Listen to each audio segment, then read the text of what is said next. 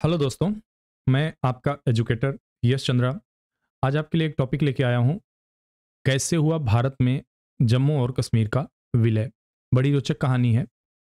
यह चर्चा में क्यों रहा, क्योंकि 26 अक्टूबर को ही विलय हुआ था। 27 को ऑफिशियली इसकी घोषणा की गई थी और इसमें कुछ ऐसी महत्वपूर्ण जानकारियां हैं जो आपको जानना चाहिए। यह उस दिन का आप देख सकते हैं, गैजेट है, अखबार है उस दिन का जिसमें ये खबर निकली हुई है। नेहरू जी हैं यहाँ पे, आप देख सकते हैं। और एक तरफ खूबसूरत वादियों की तस्वीर है जिसके लिए कश्मीर जाना जाता था।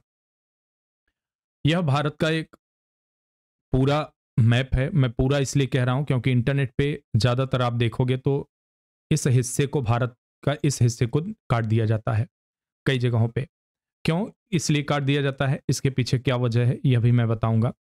यहाँ इसलिए काट दिया जाता है क्योंकि पाकिस्तान के द्वारा और चीन के द्वारा हमारे जम्मू एंड कश्मीर के कुछ हिस्से को कब्जा किया गया। जैसे यह हिस्सा हुआ, यह पाकिस्तान के पास है। यह इसे, जिसे अक्साई चीन कहा जाता है, यह चीन के पास है। इसे बोला जाता है पीओके, बोला जाता है पीओके, इसे कहा जाता है पाक ऑक्युपाइड कश्मीर। इस हिस्से को गिलगिट बल्टिस्तान वगैरह क्षेत्र इसमें आते हैं। बाकी चीजें हम आगे डिटेल में देख रहे हैं।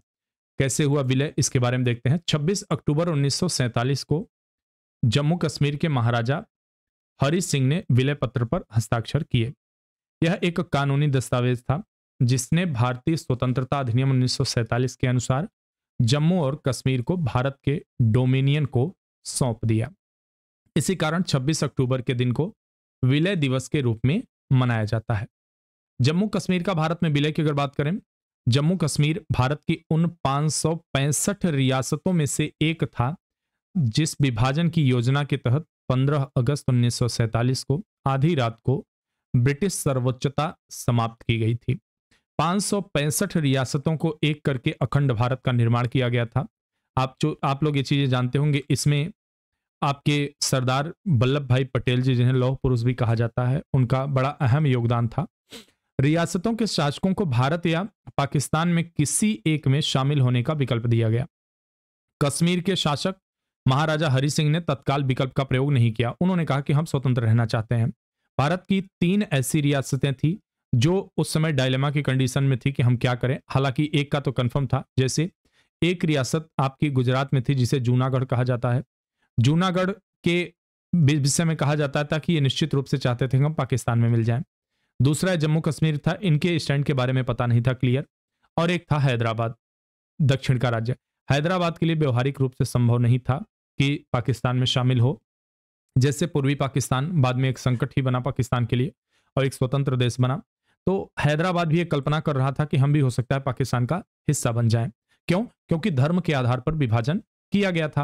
हालांकि बाद में परिस्थिति के बारे में आप जानते ही हैं सारे लोग। अगर नहीं भी जानते हैं तो इस पर हम एक वीडियो लाएंगे, बहुत जल्दी मिलेंगे। इससे पहले हमारे चैनल पे कई वीडियो हैं, आप वहां जाके चेक करिए इसको। इसके बजाय उन्होंने राज्य के विलय पर अंतिम निर्णय लंबित रहने तक भारत और पाकिस्तान दोनों के लिए स्टैंड स्टिल समझौते का प्रस्ताव पेश किया। अब जब इस तरह से काम किया गया तो इसके बीच पाकिस्तान ने क्या किया? पाकिस्तान ने जानबूझ के हस्तक्षेप किया जिससे कि कभी ऐसा न हो कि महाराजा हरि सिंह चूंकि हिंदू थे तो उनका ऐसा झुकाव न हो जाए कि वो भारत की तरफ झुक जाए। ऑब्वियस सी बात थी, वो भारत में ही शामिल होते। तो इस बात को देखते हुए उसने क्या किया कि कुछ आधुनिक हथियारों से लैस अपने सैनिकों को, कहा जाता है वो सैनिक ही थे कबायली के रूप में, उत्तर से कश्मीर में आक्रमण कर दिया। कश्मीर के उत्तरी हिस्से से वो घुस आए। 24 अक्टूबर 1947 के शुरुआती घंटों में हजारों आदिवासी पठान कश्मीर में घुस आए। जम्मू कश्मीर के महाराजा ने भारत से मदद की अपील की। अभी तक ये स्टैंड स्टिल, ये बिल्कुल न्यूट्रल बने हुए थे, लेकिन जब इन्हें लगा कि अब तो हमारे ही प्राण संकट में है तो इन्होंने भारत से गुहार लगाई। उन्होंने अपने प्रतिनिधि शेख अब्दुल्ला को भारत से मदद मांगने के लिए दिल्ली भेजा। ये वही शेख अब्दुल्ला हैं जो बाद चल के कश्मीर के प्रधानमंत्री बनते हैं। जी हाँ, मैं सही बोल रहा हूँ, प्रधानमंत्री वहां हुआ करते थे, बाद में इसे बदला गया इस पद को। 26 अक्टूबर 1947 को महाराजा हरि सिंह श्रीनगर से भागकर और श्रीनगर से भाग गए और जम्मू कश्मीर पहुंचे। उन्होंने जम्मू कश्मीर राज्य के इंस्ट्रूमेंट ऑफ एक्सेशन विलय पत्र पर हस्ताक्षर कर दिए। अब जब विलय पत्र पर हस्ताक्षर कर दिए तो यह भारत सरकार की जिम्मेदारी बन गई कि अब इनकी सुरक्षा करे। 27 अक्टूबर को इसे स्वीकार कर लिया गया जिसके कारण जम्मू कश्मीर भारत संघ का एक अविभाज्य हिस्सा बन गया। दस्तावेज की शर्तों में जो बातें थी उसमें यह था कि क्षेत्राधिकार का विस्तार बाहरी मामलों पर होगा, यानी कि एक्सटर्नल अफेयर, और जो संचार होगा, कम्युनिकेशन होगा और डिफेंस तक होना है। उसके अलावा उनके जो निर्णय होंगे वो स्वयं लिए जाएंगे, एक तरह से उन्हें स्वायत्तता मिली हुई होगी। दस्तावेजों पर हस्ताक्षर होने के बाद भारतीय सैनिकों को राज्य में हवाई मार्ग से भेजा गया और कबाइलों के साथ लड़ाई लड़ी गई। पाकिस्तान ने विलय को मान्यता देने से इनकार कर दिया। उसने कहा कि नहीं, ये बहला फुसलाकर काम किया गया है और हम इसको मान्यता नहीं देते हैं। जल्द ही पहला कश्मीर युद्ध शुरू हो गया।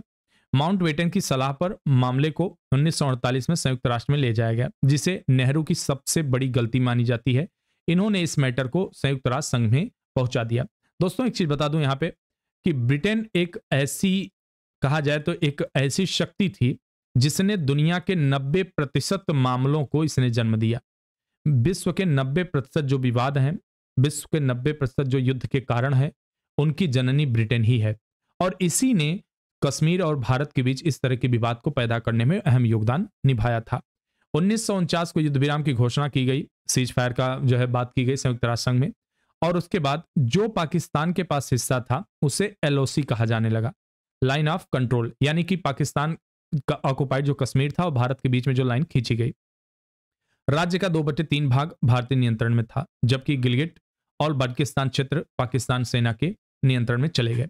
यहां मैंने प्रयास किया कि अब हर वीडियो में हम एक तरफ इंग्लिश और हिंदी दोनों को ले चलेंगे, जिससे कि कुछ इंग्लिश मीडियम के जो छात्र हैं उनके लिए थोड़ी सुविधा होगी। तो यहाँ पे हमने इसके बारे में डिटेल देखा कि किस प्रकार से जम्मू कश्मीर भारत का एक अभिन्न हिस्सा बनता है, उसके दौरान क्या क्या दुश्वारियां आई थी। हम शॉर्ट वीडियो ये बनाए थे, लेकिन इस पे डिटेल वीडियो लेके आएंगे। उससे पहले बहुत जल्दी हम एक कतर पर वीडियो लाने वाले हैं कि जो कतर में अभी विवाद उठा है उसको लेके उसके विषय में पूरी जानकारी आपको देंगे। मिलते हैं नेक्स्ट वीडियो में।